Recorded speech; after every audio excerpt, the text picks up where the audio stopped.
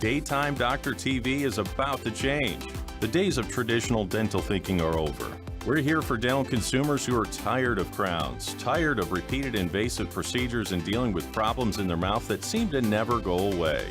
There is a better way. There is an alternative approach leading to whole mouth and whole body health for the rest of your life. Stay tuned to learn more now. This is the Dr. Shoup Show. Here's your host, Dr. Randy Shoup. Hello, everybody, and welcome to the Dr. Shoup Show. I am your host, Dr. Randy Shoup, and when I'm not in my office at Microscope Dentistry by Shoup right here in central Indiana, I have the honor of traveling the globe teaching other dentists the biomimetic, microscope-based, minimally invasive dental techniques that I use every day. You see, dental schools have been teaching the same systems and the same processes for 150 years, and there certainly is a better way, a new way, of giving you the dental care, the health care that you need, want, and you certainly deserve.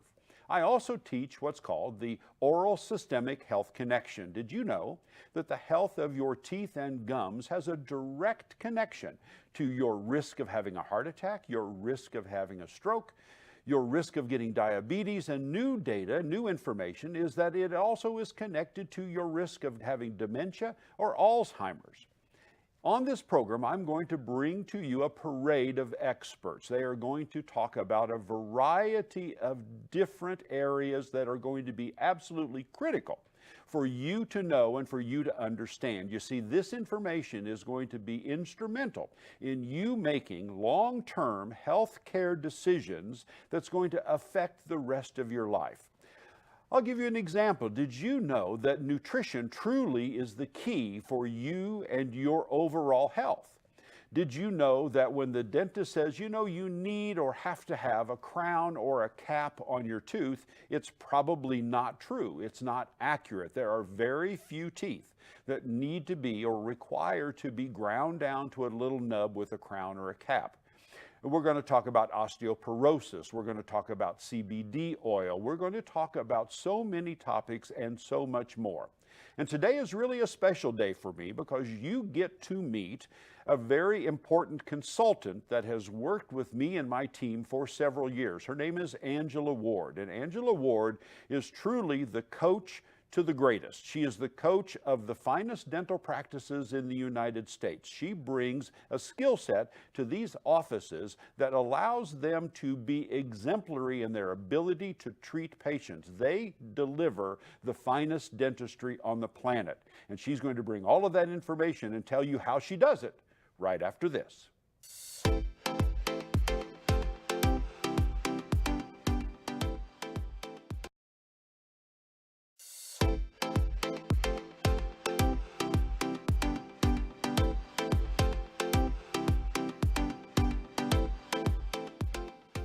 Well, welcome back, everyone, and it is absolutely a pleasure to introduce to you Angela Ward. Angela, how are you? I am doing very well today. Thank you so much. Thank you for having me with you today. We are imposing on her because she's out in the middle of job. She's working. She does what she does, and she's carved out some time for us. Thank you very, very much. Now, Absolutely, I want my viewers to know you are a coach, a mentor, you are an entrepreneur, you're a business owner, and you have also, over your career, become one of the premier consultants in the world of dentistry and dental practices. Tell everybody a bit of your journey. How did you get to this place? Wow, well, it has been a journey, and it started some 28 years ago. I was fortunate enough to become the administrative coordinator for a very large practice in Austin, Texas. And that was my first experience with dentistry. And at this practice, I saw two things that were very important for me to learn. One is obviously extremely skilled clinical dentistry using the best technologies available, but also the behavioral skill set of each team member and the way that they interfaced with the patients. And those two factors really made a difference in the way that I approach our dental practices today. Well, yes, when you go into a dental practice like mine, you look for technically advanced practices. And so you mentioned about the emotional side. That was really cutting edge. It was really unique. And even today, not a lot of patients and get the advantage of a dentist and the team being able to help them emotionally. Why is that important in a dental practice? Well, think about a time in which you've either gone someplace in which you felt scared, or you have decided that now is the time that you're going to make a large investment. Both of those are driven by emotions. And when you connect with a patient on an emotional level, they feel heard. And if a patient feels heard, then there's a trust bridge that begins to be built. There's a relationship that begins to be formed. And that relationship then allows them, with that trust, to move forward with their treatment. If trust isn't established, people haven't felt heard. And if that hasn't happened, chances are they're not going to move forward with treatment in your practice. Well, I make the analogy for you that, for example, Tiger Woods has a golf coach. And here he is, one of the finest, maybe the best golfer that's ever been, and he still has somebody that coaches him along. You go into simply the finest dental practices in the country. You are invited to go into revered practices, famous practices in the United States, and guide them along a journey. I'm confident most of the folks listening will think, you know, pretty much every dental practice is the same. If I go to one or another, it won't make a lot of difference. I may like this dentist a little bit more. I may like that hygienist a little bit more. But by and large, I'm really going to get the same thing no matter where I go. Is that a true statement, and is that reality in terms of what you see? It is absolutely not true. There are so much difference in each dental practice, especially these days. For instance, in your practice, we've done a lot of work with you and with your team, and you guys have really built what I just mentioned, that relationship-based practice where patients feel heard and they feel that they built a level of trust with you, so they're able to move forward with their treatment. There are so many dental practices out there. They're so different, that some are focused primarily on production, some are focused on how many patients can they get on their schedule in a day. And then thankfully there's the practices such as yours, where it's more about the patient, more about the experience.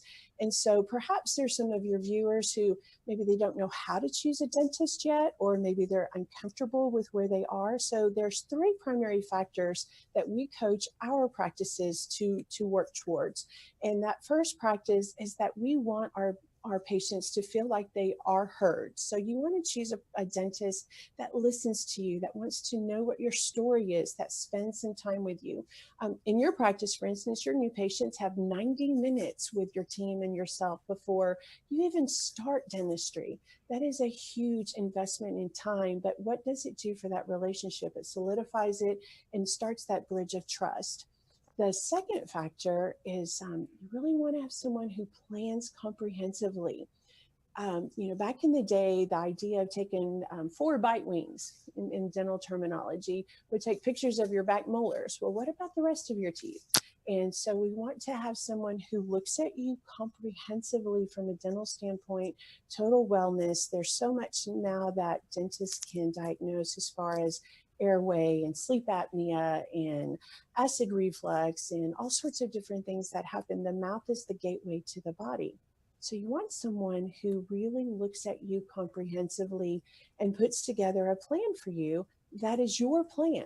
And you're going to execute that plan on your timetable. But you want them to have a full view of what's going on with your body and your teeth. So number one, if you are a patient and you're looking to try to differentiate which dental practice really has their stuff together, number one, you want to look at a dental practice that the dentist dedicates time to you, to listen and to hear you. It's not a practice where you walk through the door, you're escorted down a hallway, and you're flopped into a dental chair and then all of a sudden your mouth is open and they start working on you. That's not a practice that hears or listens to you. Number two is that you want a practice that thinks about things comprehensively. My viewers know about what I talk about with the oral systemic health connection. You want the dentist to understand that there's a human body attached to all those teeth. And in order to really treat a person like a human, you've got to take into consider all those things when you're formulating a plan, and each plan has to be particularly designed for that patient. And then the third thing is, I think you don't achieve those things as a dentist unless you take a lot of time to learn. You have to take a lot of time to study. And that's an integral part of where you come in. You come in and teach and coach and lead teams to do exactly all those exceptional things. Tell my viewers, how do you do that? What is your process? Well, my third point there is exactly what you just alluded to, which is go to a dentist, choose a practice where there is continual learning. Both dentist and team are students continually learning. Part of that is, as we build the team together, we have to build in our emotional intelligence skill set. We want to build in our active listening skill sets. We want to really form a whole experience for a patient where they feel cared for both clinically and emotionally. I go in with your offices, with our teams, and we work with how do we speak to patients? How do we address their needs and their concerns? How do we really help them feel like they have been heard? And this also, for the dentist side of things, we work on that same skill set. But I also want to see a dentist who is a continual clinical learner as well. And the reason for that is a dentist can only diagnose to the level of his or her education. And that affects the treatment options that are extended to a patient. And so I'll use you for instance. Dr. Shoup, you have spent a lot of time investing your learning skill set in biomimetic dentistry, which basically in many cases eliminates the need for crowns. I did not know this until I was able to interface with you. And so what that has done is now you are able to offer to your patients an opportunity for a different treatment option that someone who hasn't gone down that road isn't able to offer to their patients. So consequently, your patients have absolutely the best, most conservative care that is presently available, only because you've continued to be that student of learning. You know, it makes me really proud that you say that, because I feel really good about the fact that I've spent so many hours sitting in a classroom learning to do these new techniques. And then as we develop these techniques, I learn how to have them be to the best interest of my patients. And so it's pretty remarkable. Thank you very much for that. Now, when we come back, we're going to look at and think about more in depth the whole team concept of how Angela comes in and literally grooms a team, grooms an entire dental office to become a high-functioning, high-skilled, really, really clinically and emotionally highly charged team for the benefit of the patient. We're going to talk about all those things right after this.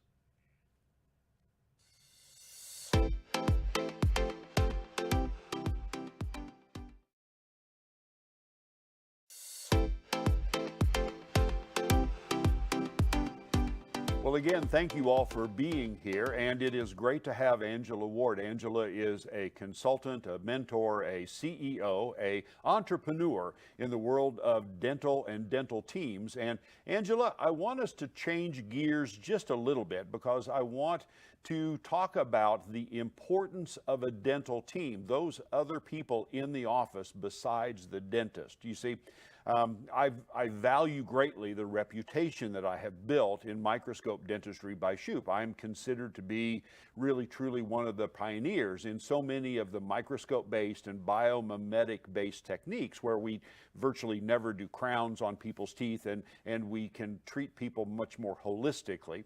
And I will give you credit that it has been you that has helped us hone that, and I value that so much, and my team values it, but it's never anything that it's done alone, just with me. You have to have the team on board. And so what we want to do is talk about how do you develop teams so that we all work together and we're all headed in the same direction. How do you do that? Well, thank you. And it's been a great pleasure to work with your team. They've worked very hard, and it's been a lot of fun along the way. One of the things that we have to do is we begin to put together what I call a cohesive team, which is what we're kind of alluding to here, is we have to have a common vision and the philosophy of the practice. We have to have agreement on what our core values are going to be, because those are going to be the factors that drive how our team comes together.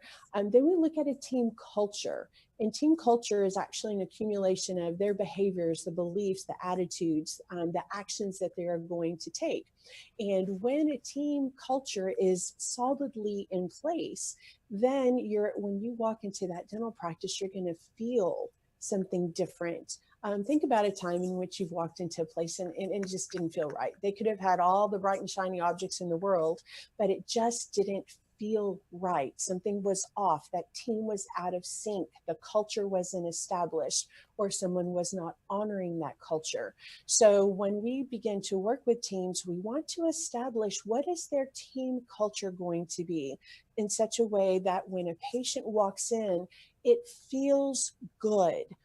There's a reason for that. There's a scientific reason. It fires off into the limbic system, which is the structures in the brain that control emotions. And so again, going back to establishing trust, we want people to have that trusting feeling. And so developing that team culture is one of the very first priorities that we aim for when we start working with dental teams. You know, you mentioned that, and it is so true that that in my before days, before I met Angela, before I met you, and got myself all squared around and in a good place, patients would come in, and patients have really, really good radar for sensing if something is amiss in a practice, if something is off, if something is in conflict, or if something is in harmony. When patients talk to me about how they feel about coming to see me, how they feel about the practice, the first thing they talk about is my team. So-and-so on my team was just so remarkable. So-and-so on my team has really done this for them. And so it is the team concept, but I'm confident the viewers are going to resonate with what you just said, in that there is this kind of pit of your stomach, down deep in your gut sense that people get when you walk into a medical office or any kind of a provider, whether that team is working well together or not. You mentioned about core values, you mentioned about a vision of the practice and a mission statement and so forth. You have been instrumental in how we have created that in our place. Talk about the process of how important is it that a dental team actually sits down and thinks about what they do, thinks about the vision, thinks about their mission statement, and establishes core values. Why is that so important? Well, core values are those things that, regardless of what happens in your marketplace, those are going to be your North Stars. Those are not negotiable. They don't change simply because something in the marketplace has changed, or you decide you're going to add in something new to your practice. The core values are your guiding North Star. And so for your team, when they come into a practice, so many of them don't know what to do or how to, I mean, they know their clinical skill set, but what is expected of them as a contributor to the whole entire patient experience. And so having core values, having a vision and a mission, the who, the what, the how, and the bigger part for me is the why. Why are we doing what we're doing? And so having those things, setting down, planning those things, it's kind of like you plan a vacation. You don't just all of a sudden get in a car and drive somewhere and figure it out along the way.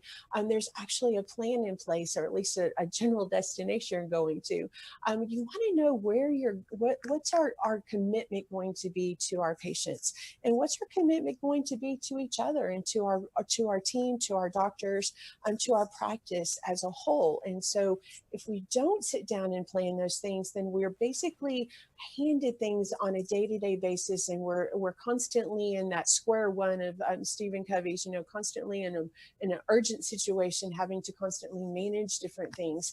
And patients, again, don't have that experience that you want, where they begin to feel that trust because they walk into chaos. When you've sat down, you've planned things, you know where your visions are, you know what your core values are, and everyone is in alignment, then you have a very different experience. And many times these are the factors that contribute to a patient moving forward with treatment, or referring back to your practice, referring their family and their friends, colleagues, etc. Is you know where you're going, and your team is on board, and they're right beside you. And many times, the team is leading and the doctor's behind, but it starts with the doctor at the beginning of the whole process. So knowing what your vision is, your core values, those are absolutely important to success in the dental world. Well, thank you very much for that. Yeah, I mean, it's really important that we understand that what really differentiates your ultra high-end practices from the other practices that you don't consult with and you don't work with is all of this work that is focused on how do we achieve what we want to achieve, and how do we achieve what is in the best interest of the patient. But I'm sure there are folks that are listening to this program going, that's all well and good and that's all warm and fuzzy, but I've got this dental insurance and it says I have to go to this dentist, or I get to pick one off of this list. Would you help, in the few moments that we have left, would you help the viewers think through and think about dental insurance? You might even start with, when did dental insurance start? How did it all come to be, and how has it progressed a little bit? I think that's a pretty important piece of information. Yeah, it's kind of a fun story, a little fun fact about insurance. It actually started in California, of all places, back in 1954. So it hasn't been around that long. And it was actually designed with the concept of prepaying for your cleanings and your exams and your x-rays. So that was how the whole process came about, is that, okay, patients are going to prepay for these procedures and then they'll go have preventative dental care. It was never really established to fund or support the restorative side of dentistry. And so one of the things that I really want your viewers to have a real clear understanding on is, regardless of if your plan is an in-network or out-of-network, so long as your plan is not a DMO, which there's very few of those around any longer, you can use your dental insurance plan at any dental practice. You don't have to choose someone on your list. And so when you're choosing your dental practice, remember those things that we talked about earlier. Go where you're hurt. Choose a dental practice that you feel heard at. Choose one in which you're being planned comprehensively. Every single patient deserves to have a comprehensive evaluation. And the third part of that is, you want to choose a dentist who is a student of continual learning. Your insurance is designed as a supplement. Allow it to help you pay for what you want, but do not allow it to dictate your care. As a general rule, insurance plans are designed for the least expensive alternative treatment. And so if an insurance company can pay for having mercury put into your molars, that's exactly what your plan is going to pay for. That doesn't mean you have to choose to have amalgam put into your molars, and I would hope you would not choose that. But whatever that benefit's going to be, it's going to help you pay for what you actually want. And so choosing biomimetic dentistry over things that have to be constantly replaced protects the integrity of your tooth. Mm-hmm. And at the end of the day, just like your whole goal in your practice is to save as much of the natural tooth as is possible, you want to allow yourself to choose the dentistry that's right for you. Let your insurance just kind of help fund the bill a little bit, but do not allow it to make your decisions for you, because they're going to be the least expensive and they are definitely not the best. Well, Angela, thank you very, very much for being here with me today. I really appreciate it. The information you've given, I'm sure no one has heard this before. Nobody has really kind of had this sort of a window opened up and a view into the operation of a dental practice. It really is invaluable, and thank you.